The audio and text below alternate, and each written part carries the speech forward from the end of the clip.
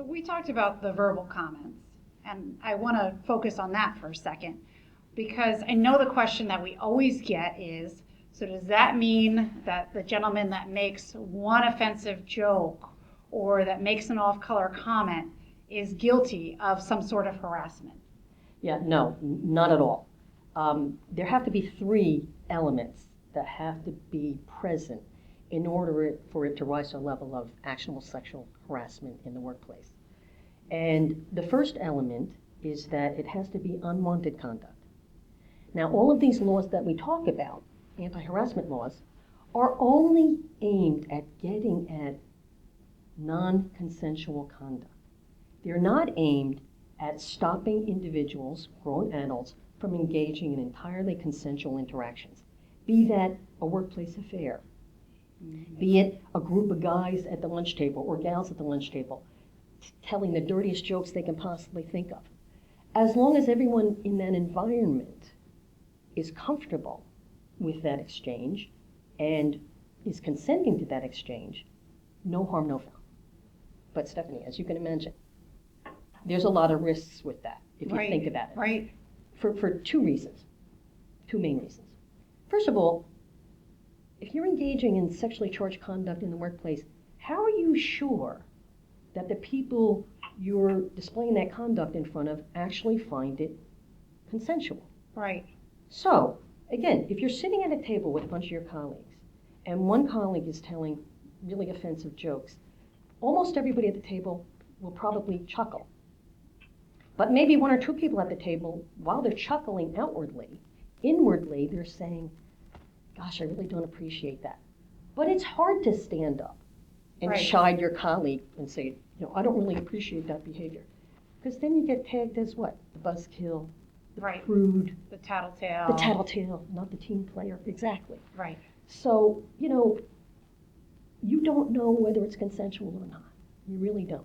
And the second risk that's there is, we all have to remember, your friend today, unfortunately, can be your enemy tomorrow.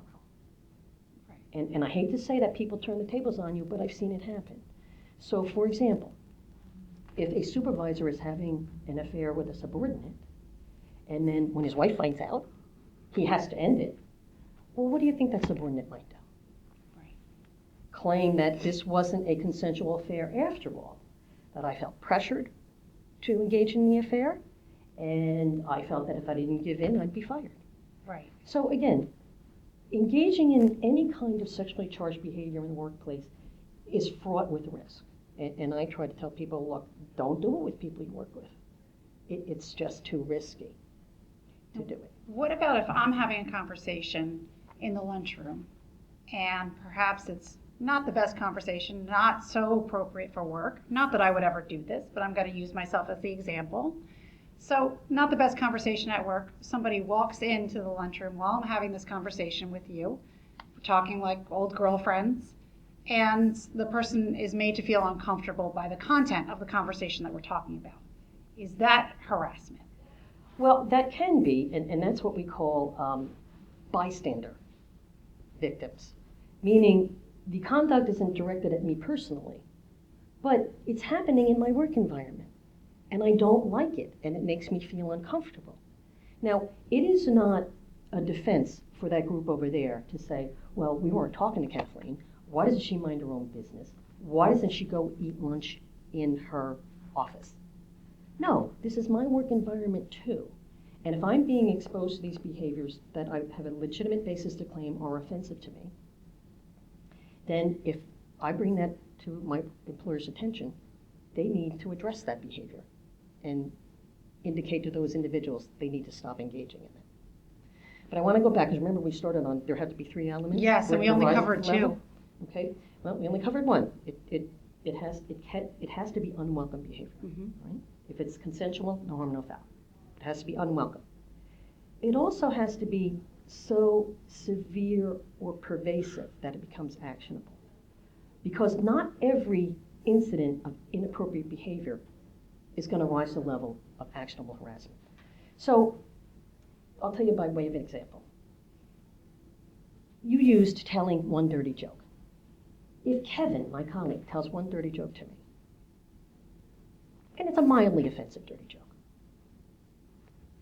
Do I have a claim to say I'm being sexually harassed by that?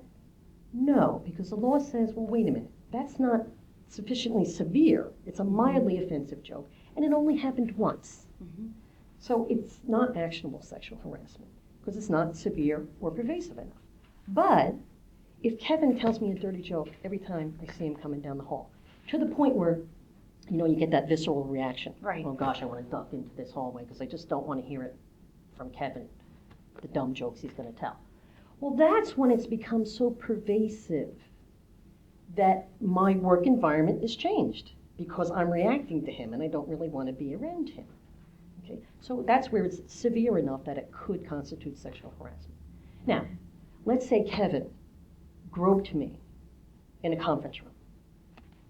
Well, the law doesn't require me to be groped several times before I have a claim. That's so severe, that kind of conduct, that one instance is enough to give rise to what could be a hostile work environment. So we have first element, it's got to be unwelcome. Second element, it's got to be severe or pervasive. The third element is that the conduct, whether it's offensive or not, is going to be judged by what we call the reasonable victim standard. So if the victim is a woman, it's going to be how would the reasonable woman react to that conduct and would she find it offensive?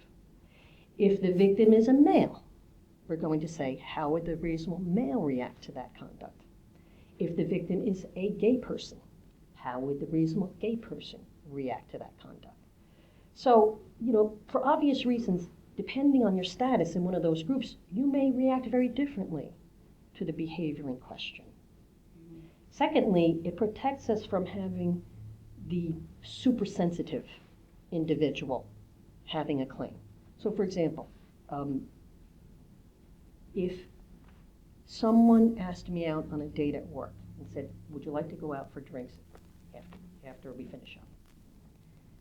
Would I be justified in saying, oh my gosh, I feel I'm being sexually harassed?